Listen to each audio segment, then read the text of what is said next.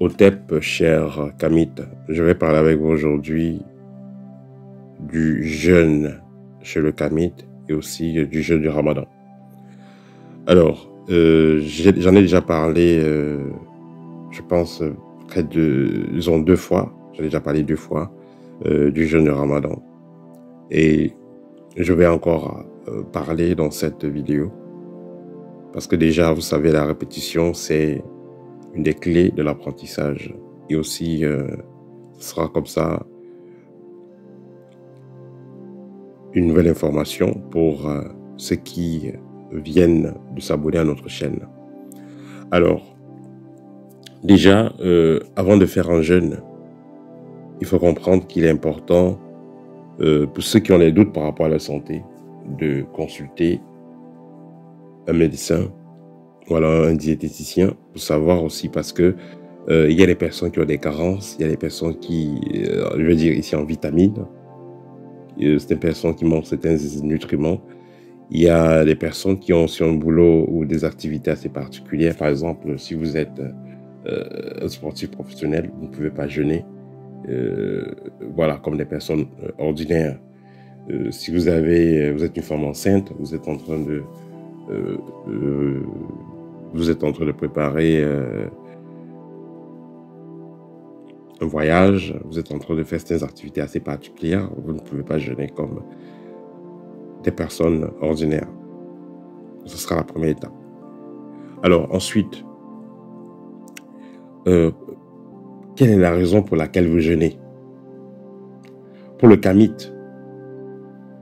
va jeûner de façon perpétuelle.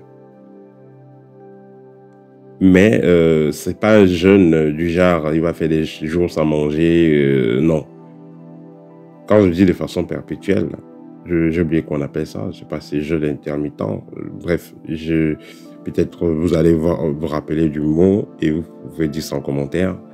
C'est-à-dire qu'il jeûne à demi-journée, c'est-à-dire le Kamit va manger.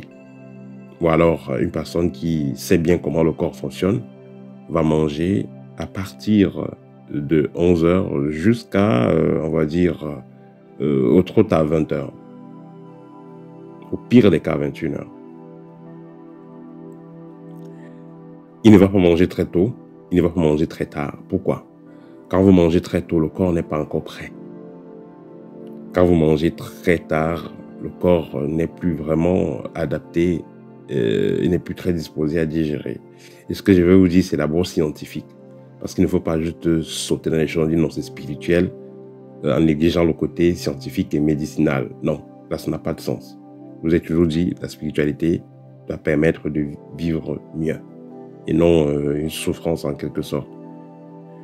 Donc, quand vous, je vais prendre je reviens sur le cas du jeûne du Ramadan.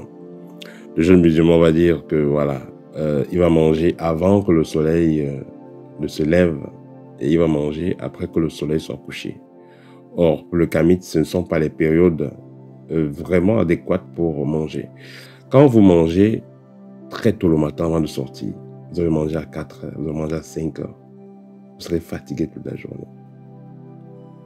Et ici, je dis pas que quelqu'un a mangé, c'est pas de la salade, hein, parce que ceux qui ont fait leur jeûne, c'est pas la salade qu'ils mangent, hein. C'est pas, non, c'est pas la salade. Ils vont manger concrètement. Quand se tape un bon plat de riz là, vous connaissez le riz sénégalais? Voilà, donc c'est-à-dire un riz, il y a du manioc, voilà, il y a du manioc, il y a du poulet, il y a des choux, il y a des champignons dedans. C'est bien de mettre des végétaux. Voilà, mais c'est bien dosé en fait. Et quand on va bien se taper bon, son riz là, après il y a son poulet à côté, et après il va prendre la bouillie, après il va prendre des arachides. Il s'empiffe parce qu'il dit que toute la journée, il ne va pas manger comme s'il ne mangeait pas la journée, il allait mourir. Bon, bref, quelqu'un va bien s'empiffrer en matinée, disons avant le lever du soleil. À 6 h, il fait sa prière. Bon, quelle prière vous allez faire de si efficace alors que vous avez mangé, ça fait 1 heure de temps? Vous avez mangé, ça fait 1 heure de temps. Votre corps n'est pas préparé à vibrer à une haute fréquence. Pas du tout. Ça peut être démontré scientifiquement. Donc, ça veut dire que vous commencez déjà la journée avec un minus. Parce que vous êtes surchargé. En soirée, vers, on va dire, 18 à 19 heures, il va encore casser son jeûne et il n'y a pas de musulman, bien entendu, et manger correctement parce que toute la journée il n'a pas mangé, il a très faim là, il est là. Voilà. Donc il va manger correctement. Il va prendre du jus, voilà, il va prendre du jus, hein, ouais, les jus parce que voilà, puisqu'il ne boit pas l'alcool, il va prendre des jus gazeux, bien entendu. Et après son jus, il va prendre son jus là, il va prendre du yaourt, il va prendre du riz, du poulet, du mouton, du bœuf. Voilà, il va encore correctement s'empiffrer. Et après, peut-être plus tard là, il va encore faire quelques prières et tout. Voilà. Mais ce qu'il faut comprendre, c'est quoi? Une période de jeûne est supposée être une période de purification, une période pendant laquelle vous montez en vibration pour demander les faveurs du Très-Haut, entre guillemets, les faveurs de l'univers, les faveurs des hautes fréquences, les faveurs des esprits de lumière. Mais comment allez-vous donc faire parvenir votre message, vos doléances aux esprits de haute fréquence quand vous êtes surchargé? Et pas, vous êtes surchargé de nourriture, et pas de la nourriture qui a de la bonne énergie. Parce que quand vous avez mangé, vous êtes amplifié le matin, vous avez pris des jus, des boissons gazeuses, avec du lait et de la viande. Et le soir encore, vous avez fait pareil. Là, vous ne vibrez pas haut, cher ami. Vous ne vibrez pas haut et vos souhaits ne seront pas réalisés. C'est dommage. Si vous êtes en train de faire votre jeûne, mais vous mettez de côté de la viande et les boissons gazeuses, là, au moins, la fréquence, là, les choses seront un peu différentes.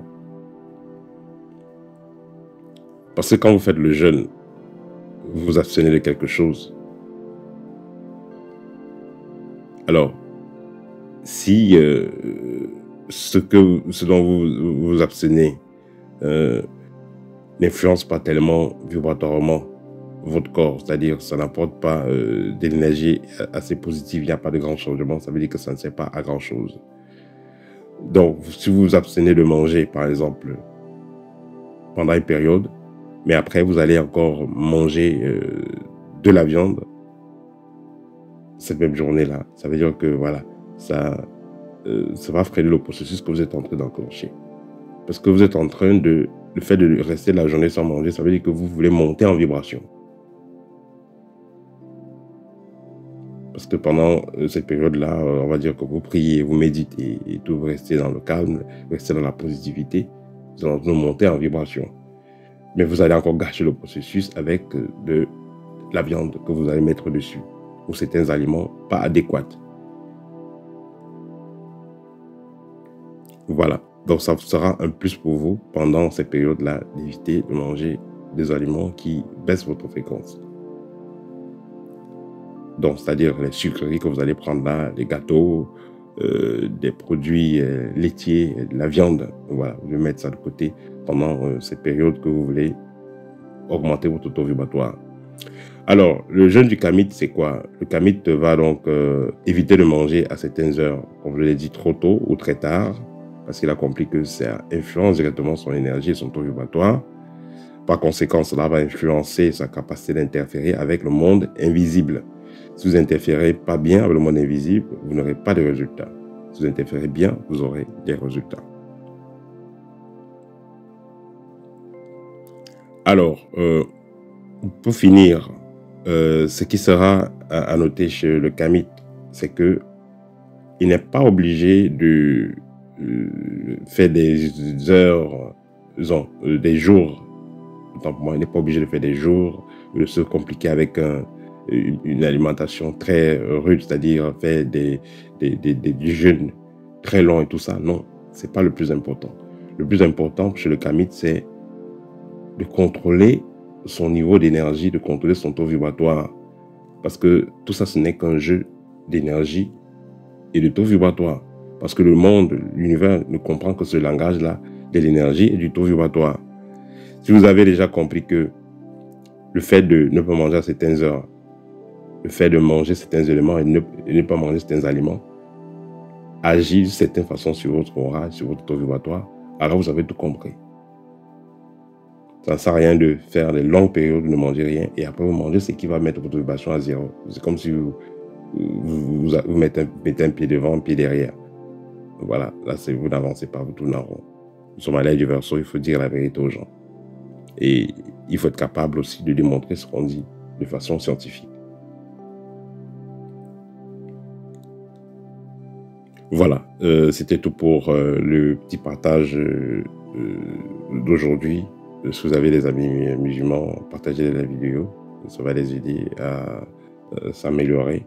Voilà, nous sommes une école kamite. Et comme je le dis toujours, kamite, c'est pas seulement dire que Hotep ou alors c'est pas seulement se revendiquer une origine égyptienne ou négro-africaine, mais c'est d'abord d'avoir un esprit de recherche, voilà, un esprit aussi, on va dire, scientifique, d'être capable de prouver de façon clinique, de façon scientifique, le bienfait de certaines attitudes ou d'une façon d'agir que nous avons à l'école, une façon de vivre que nous avons. Donc voilà, parce que le but de la spiritualité, c'est d'améliorer sa condition de vie. Et tout ça passe déjà par sa façon d'agir, sa façon de vivre. Parce que vous ne pouvez pas vouloir vous améliorer spirituellement en oubliant le côté physique. Et il faut noter que quand le côté physique est bien amélioré, ça agit également sur le côté spirituel. Et c'est vice-versa. Quand le côté spirituel est bien organisé, quand on prête assez attention à nos pratiques spirituelles, cela se lie dans nos actions, dans notre quotidien. Je parle ici dans la vie physique. Voilà, c'était tout pour aujourd'hui. Partagez la vidéo, chers kamites. Hotep.